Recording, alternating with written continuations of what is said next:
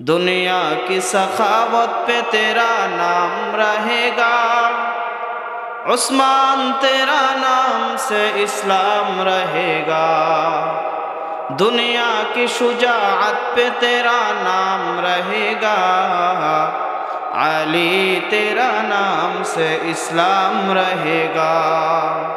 दुनिया की शुजाअत पे तेरा नाम रहेगा, अली तेरा नाम से इस्लाम रहेगा।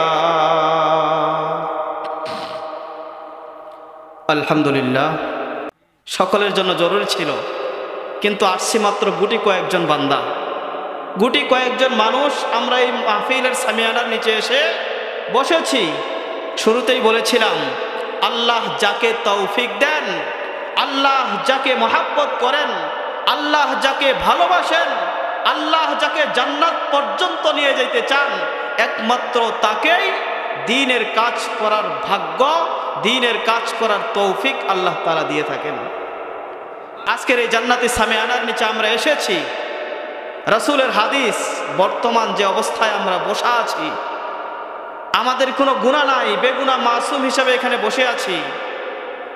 প্রধান মেহমানের আলোচনা শুনে যদি খালেস দিলে তওবা করে চোখের দুফোঁটা পানি ফালাইয়া ওই মালিকের দরবারে খালেস দিলে একটা তওবা করতে পারি, আর আমার মালিক যদি আমাদের তওবা কবুল করে নেয়, আমি বিশ্বাস করি আমরা বেগুনাহ মাসুম হয়ে বাড়ি পর্যন্ত যাব।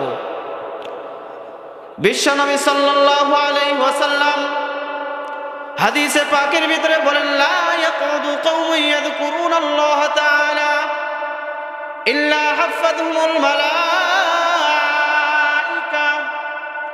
ওয়া গাশিয়াত আলাইহিমুর রাহমাহ ওয়া নাযালাত আলাইহিমুস সাকিনাহ ওয়া যাকারাহুমুল্লাহু ফীমান ইনদাহু।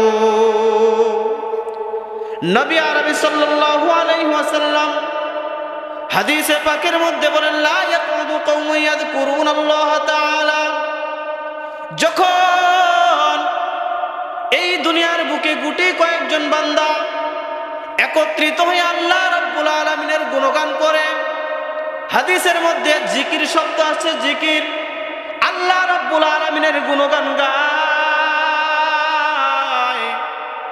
আল্লাহ রাব্বুল আলামিনের কোরআনের আলোচনা শোনার জন্য এই প্রচন্ড শীতের মধ্যে বাড়ির আরামের বিছানাকে রাইখা খোলা সামিয়ানার নিচে এসে বসে আল্লাহ রাব্বুল আলামিনের কোরআনের আলোচনা শুনে, হাদিসে পাকের মধ্যে নবী আরবি সাল্লাল্লাহু আলাইহি ওয়াসাল্লাম বলেন, লা ইয়াকুদু কওমুন ইয়াযকুরুনাল্লাহ তাআলা ইল্লা হাফাযহুমুল মালায়েকা।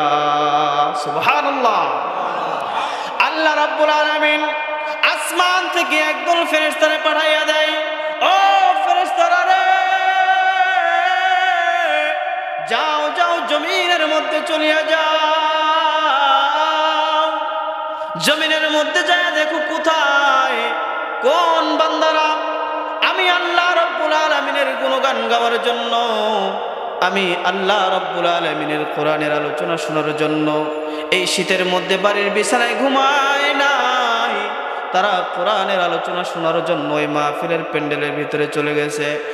ও ফেরেশতারা রে, তোমরা ওই মাহফিলের মধ্যে চলিয়া যাও।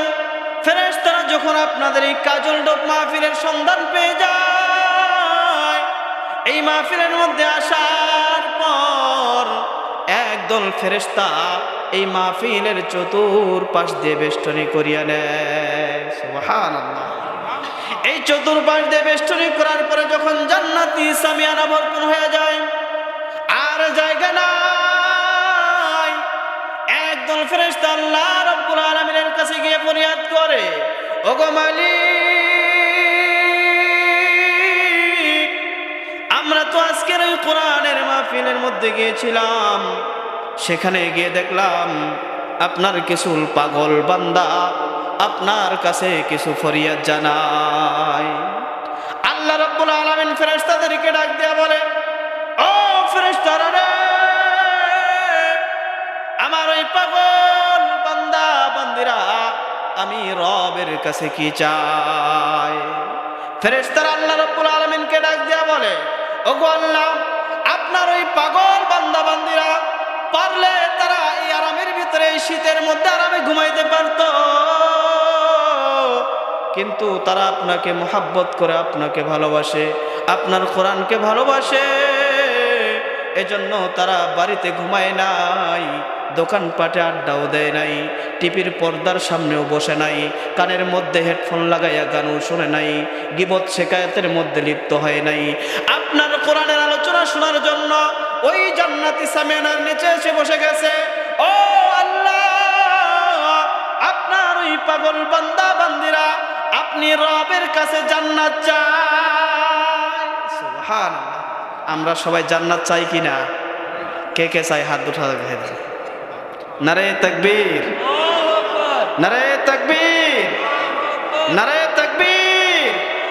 আল্লাহ রাব্বুল আলামিন আমাদের সবাইকে এভাবে জান্নাতে একসাথে থাকার তৌফিক দান করেন, সকলে বলি আমিন।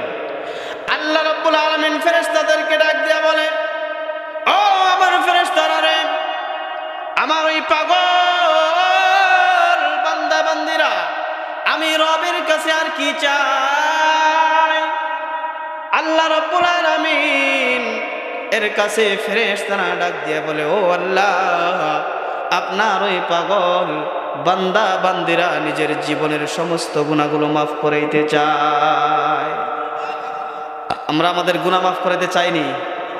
হ্যাঁ, আমাদের জীবনে অনেক গুনাহ করেছি, অনেকের বয়স তো অনেক হয়ে গেছে, কেউ বা যুবক, কেউ বয়স হইতে হইতে দাড়ি পাকায় ফেলছি। হ্যাঁ, কবরে যাওয়ার সময় আমাদের অনেকেরই চলে আসছে, কিন্তু এখনো গুনার জগতে পড়ে আছে। বাবা, আজকের এই জান্নাতি সামিয়ানা, আজকের এই কোরআনের মাহফিল একটা গুনাহ মাফের মাহফিল। প্রমাণ বিশ্বনবীর হাদিস। আল্লাহ রাব্বুল আলামিন ফেরেশতাদেরকে ডাক দিয়ে বলেন, ও ফেরেশতারা রে, আমার ওই পাগল বান্দা বান্দিরা আমি রবের কাছে আর কি চাই? ফেরেশতারা আল্লাহ রাব্বুল আলামিনকে ডাক দিয়ে বলে, ওগো মালিক,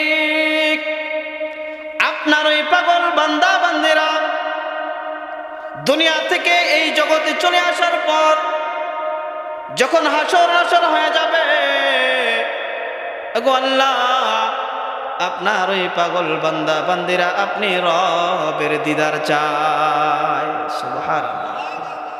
আল্লাহ রাব্বুল আলামিন ফেরেশতাদেরকে ডাক দিয়া বলে, ও আমার ফেরেশতারা, তোমরা দ্রুত দুনিয়ার বুকে চলে যাও, আর ওই মাহফিলের যে গেট আছে ওই গেটের ভিতরে তোমরা দাঁড়াইয়া যাও। আমার প্রিয় হাবিব, আমার বন্ধু মুহাম্মদুর রাসূলুল্লাহ সাল্লাল্লাহু আলাইহি ওয়াসাল্লাম বলেছেন, যেই জায়গার ভিতরে কোরআনের আলোচনা হবে, যেই জায়গার ভিতরে কোরআন তেলাওয়াত করা হবে, ওই জায়গাটাকে রাসূলের ভাষায় বলা হয়েছে রাউযাতুম মিন রিয়াজিল জান্নাহ, একটা জান্নাতের বাগান। ও ফেরেশতারা রে, আমার গুনাহগার বান্দারা বাড়ি থেকে নিয়ত করেছে আজকের ওই মাহফিলের ভিতরে যাবে, কিন্তু আমার হাবিব বলেছে যেই জায়গার ভিতরে কোরআনের আলোচনা হবে, যেই জায়গার ভিতরে কোরআন শিক্ষা দেওয়া হবে, যেই জায়গার ভিতরে কোরআন তেলাওয়াত করা হবে, ওটা হলো জান্নাতের বাগান। ও ফেরেশতারা রে, আমার গুনাহগার বান্দাগুলো তাদের গুনাহগুলো নিয়ে জান্নাতের বাগানে প্রবেশ করবে, আমার গুনাহগার বান্দাগুলো তাদের গুনাহগুলো নিয়ে ওই মাহফিলের ভিতরে বসবে, জান্নাতের বাগানে বসবে। এটা হতে পারে না। ও ফেরেশতা, তোমাদের কাজ হলো ওই মাহফিলের গেটের ভিতরে যাইয়া দাঁড়াইয়া যাও, আর আমার গুনাহগার বান্দার গুনাহগুলো নিয়া নিয়া তোমরা কাঁধে নিয়া দাঁড়াইয়া থাকবা। সুবহানাল্লাহ। মাহফিলের গেট দিয়া প্রবেশ করেছি, আমাদের গুনাহগুলো একদল ফেরেশতা ওই মাহফিলের গেটের ভিতরে কাঁধে নিয়ে দাঁড়াইয়া আছে। এবার গুনাহগার বান্দা যখন গুনাহগুলো ফেরেশতার কাঁধে দিয়া জান্নাতি সামিয়ানার নিচে ঢুকে পড়েছে, বিশ্বনবী সাল্লাল্লাহু আলাইহি ওয়াসাল্লামের হাদিস, লা ইয়াকুদু কওমুন ইয়াযকুরুনাল্লাহ তাআলা ইল্লা হাফাতহুমুল মালায়েকা। ফেরেশতারা চতুর্পাশ দিয়ে বেষ্টনী করে রেখেছে, আর ফেরেশতাদেরকে আল্লাহ রাব্বুল আলামিন দায়িত্ব দিয়েছে, ও ফেরেশতারা রে, আমার বান্দারা যতক্ষণ কোরআনের আলোচনা শুনবে ততক্ষণ তোমরা তাদের মাগফিরাতের জন্য দোয়া করতে থাকো। সুবহানাল্লাহ। শুধু তাই নয়, বিশ্বনবী হাদিসের পরের অংশে বলেন, ওয়া নাযালাত আলাইহিমুস সাকিনা, যারা এই জান্নাতি সামিয়ানার নিচে বসলো, আল্লাহ রাব্বুল আলামিন আসমান থেকে তাদের জন্য রহমত আর বরকত নাজিল করতে থাকে। সুবহানাল্লাহ। এবার এই জান্নাতি সামিয়ানার নিচে বসার পর গুনাহগার বান্দার কোরআনের আলোচনা শুনে শুনে দিলটা বড় নরম হয়ে গেছে। নিজের গুনার দিকে একবার তাকায়, বাস্তবেই তো আমি বড় অন্যায় করে ফেলেছিলাম, বাস্তবেই তো আমার উপর নামাজ ফরজ ছিল, আমি নামাজ পড়ি নাই, বাস্তবেই তো আমার উপর রমজানের রোজা ফরজ ছিল, আমি রোজা রাখি নাই, বাস্তবেই তো আমার উপর যাকাত ফরজ ছিল, আমি যাকাত আদায় করি নাই, বাস্তবেই তো আমার উপর পর্দা ফরজ ছিল, আমি পর্দা পালন করি নাই। এভাবে বান্দা যখন নিজের গুনার দিকে তাকাবে, বাস্তবেই তো আমি মিথ্যা বলেছি, বাস্তবেই তো আমি আমার রবকে ধোঁকা দিয়েছি, বাস্তবেই তো আমি সমাজের ভিতরে গীবত শিকায়েত করে বেড়াইছি, বাস্তবেই তো আমি বড় অন্যায় করেছি। কোরআনের আলোচনা শুনে শুনে আর নিজের গুনার দিকে তাকাইয়া বান্দা অনুতপ্ত হইয়া প্রধান মেহমানের আলোচনা শোনার পর আখেরি মুনাজাতে হাত দুখানা উঠাইয়া বলবে, মালিক আমি তো বড় অন্যায় করেছি, আল্লাহ আজকের এই মাহফিলে খালেস দিলে তওবা করলাম, ও মালিক চোখের দু ফোঁটা পানি ফেলায় দিলাম, আল্লাহ তুমি আমার জিন্দেগীর সমস্ত গুনাহগুলো মাফ করে দাও। আল্লাহ রাব্বুল আলামিন তো হলেন গফুরুর রহিম। আল্লাহ রাব্বুল আলামিন বান্দার গুনাহগুলো মাফ করতে ভালোবাসে। এই বান্দার আহাজারি আর মোনাজারি চোখের দু ফোঁটা পানি ফেলানোর দ্বারা আল্লাহ রাব্বুল আলামিন বান্দার জিন্দেগীর সমস্ত গুনাহগুলো মাফ করে দিবে। সুবহানাল্লাহ। এবার মাহফিল শেষ করে আখেরি মুনাজাত করে যখন বাড়ির দিকে রওনা হয়ে যাব, গুনাহগুলো তো রেখে আসছিলাম ফেরেশতার কাঁধে, স্মরণ আসেনি? এবার মাহফিলের গেট দিয়ে বের হওয়ার সময় ওই গুনাহগুলো যেই ফেরেশতাগুলো কাঁধে নিয়ে দাঁড়ায় আছে, তারা আল্লাহ রাব্বুল আলামিনের কাছে ফরিয়াদ করবে, আল্লাহ তোমার বান্দার গুনাহগুলো দীর্ঘ সময় থেকে কাঁধে নিয়ে দাঁড়ায় আছি, আল্লাহ আর পারি না দাঁড়ায় থাকতে, কিন্তু মাহফিল শেষ করে যখন তোমার বান্দা গেটের সামনে আসলো, দেখলাম তার গুনার খাতাটা বন্ধ, তার গুনার খাতা বন্ধ। কারণ আমি তো মাহফিলে খালেস দিলে তওবা করেছি, আল্লাহ আর কোনোদিন মিথ্যা বলবো না, আল্লাহ আর কোনোদিন গীবত শিকায়েত করবো না, আল্লাহ আর কোনোদিন চগলখড়ি করবো না, আল্লাহ আর কোনোদিন মিথ্যা বলবো না, আল্লাহ আর কোনোদিন সুদের সাথে জড়িত হব না, আল্লাহ আর কোনোদিন অন্যায়ের সাথে জড়িত হব না, আল্লাহ আর কোনো নাজায়েজ কাজের সাথে জড়িত হব না, আল্লাহ আর কোনো হারাম কাজের সাথে জড়িত হব না। আল্লাহর কাছে তো আমি খালেস দিলে তওবা করেছি, আল্লাহ তো আমাকে মাফ করে দিয়েছি, আমার গুনার খাতা বন্ধ।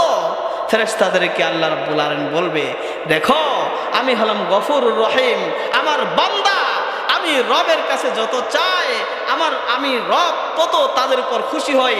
আমার বান্দা আজকে চোখের দু ফোঁটা পানি ফেলাইয়া আমি রবের কাছে তওবা করেছে, আমি রব খুশি হয়ে তাদেরকে মাফ করে দিয়েছি। অতএব তোমরা এক কাজ করো, ওই গুনাহগুলো জাহান্নামে ফেলাইয়া দাও। এরপরে আল্লাহ রাব্বুল আলামিনের কাছে আমাদের দ্বিতীয় নাম্বার ফরিয়াদ ছিল, আল্লাহ আমরা আপনার কাছে জান্নাত চাই, জান্নাত চাই। এই বাবা, জান্নাতে যাওয়ার জন্য কি কাজ করতে হবে? বিশ্ব নবী সাল্লাল্লাহু আলাইহি ওয়াসাল্লামকে ভালোবাসতে হবে। বিশ্ব নবী সাল্লাল্লাহু আলাইহি ওয়াসাল্লাম দুনিয়ার বুকে আমাদের জন্য যেই জীবন ব্যবস্থা দিয়ে গেছেন, বিশ্ব নবী সাল্লাল্লাহু আলাইহি ওয়াসাল্লাম এই দুনিয়ার বুকে আমাদের চলার জন্য যে আদর্শ দিয়ে গেছেন, এই আদর্শের উপরে যদি চলতে পারি আর নিজের জীবনের চাইতেও, নিজের পরিবারের চাইতেও, নিজের সন্তানের চাইতেও নিজের ধন সম্পদের চাইতেও যদি আমি আপনি আমার নবীকে বেশি ভালোবাসতে পারি, তাহলে আমরা জান্নাত পর্যন্ত পৌঁছতে পারবো। আল্লাহর নবীজির একজন সাহাবী হযরত সাদ সালামী রাদিয়াল্লাহু তাআলা আনহু একদিন মসজিদে নববীর এক কোণায় বসে বসে হু হু করে কান্না করে নবীজি সাল্লাল্লাহু আলাইহি ওয়াসাল্লাম সাদ সালামী রাদিয়াল্লাহু তাআলা আনহুকে ডাক দিলেন, ও সাদ, তুমি মসজিদে নববীর এক কোণায় বসে বসে হু হু করে কান্না করো কেন? সাদ সালামী রাদিয়াল্লাহু তাআলা আনহু নবীজি সাল্লাল্লাহু আলাইহি ওয়াসাল্লামকে বলে, ওগো নবীজি, আমি সাদ সালামী রাদিয়াল্লাহু তাআলা আনহু ইসলাম গ্রহণ করার প্রায় 8 মাস হয়ে গেল।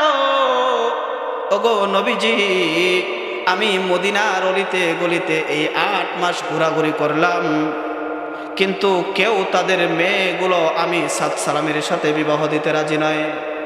ওগো নবীজি আমার, আমি সাদ সালামী দেখতে কালো, কুচরি, মুখে বসন্তের দাগ। ও নবীজি, আমি সাদ সালামী আমার জীবনে আপনার প্রত্যেকটা সুন্নত পালন করেছি, কিন্তু একটা মাত্র সুন্নত, বিবাহ করা, এই সুন্নতটা এখনো পালন করতে পারি নাই।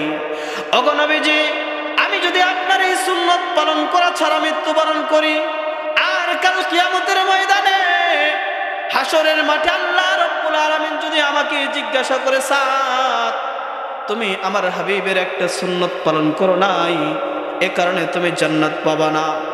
ওগো আল্লাহ, ওগো নবীজি আমার, কাল কিয়ামতের ময়দানে আমি রবের সামনে কি জবাব দিব?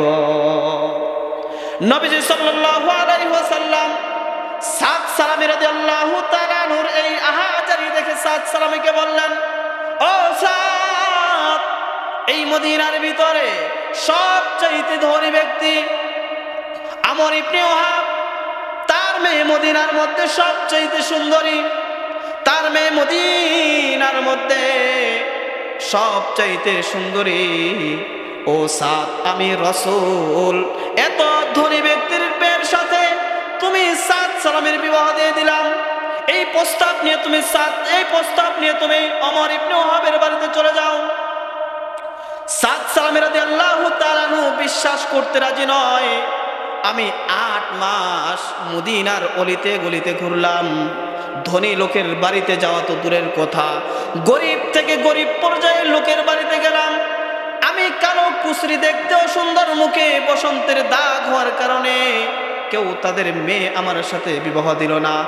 আর মদিনার ভিতরে সবচাইতে ধনী ব্যক্তি আমর ইবনে ওহাব, তার মেয়ে দেখতে বড়ই সুন্দরী, আমি কালো, কুচরি একটা ছেলের সাথে বিবাহ দিবে? ওগো নবীজি,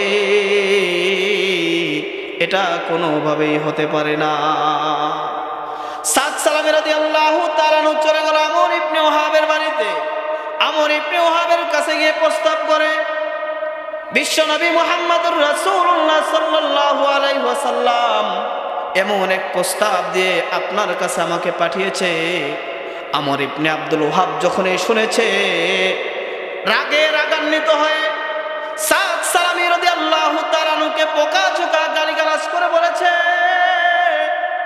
আমি এই মদিনার ভিতরে সবচাইতে ধনী, আমার মেয়ে দেখতে সুন্দরী, আর তোমার মতো একজন কালো, কুচরি, হ্যাংলা, পাতলা, মুখে বসন্তের দাগ এমন ছেলের সাথে আমার মেয়ে বিবাহ দিব না। আর এই কথাগুলো পর্দার আড়াল থেকে তার মেয়ে শুনতেছিল। তার বাবা যখন রাসূলুল্লাহ সাল্লাল্লাহু আলাইহি ওয়াসাল্লামের প্রস্তাবকে প্রত্যাখ্যান করে সাদ সালামীকে লাঞ্ছিত আর বেইজ্জতি করে ঘর থেকে বের করে দিলেন, এবার ওই সাদ সালামী রাদিয়াল্লাহু তাআলা আবার রাসূলের দরবারে রাস্তা ধরেছেন। আর তার মেয়ে ঘর থেকে বের হয়ে আসে, বাবা জানের পা দুখানা জড়ায় ধরে বলতেছে, বাবা, তুমি এটা কি কাজ করলা? যিনি দুনিয়ার বাদশা, পরকালের বাদশা, বিশ্ব নবী সাল্লাল্লাহু আলাইহি ওয়াসাল্লাম, আমি একজন হতভাগিনীর জন্য যেই নবীজি স্বয়ং আমার বিবাহের প্রস্তাব দিয়ে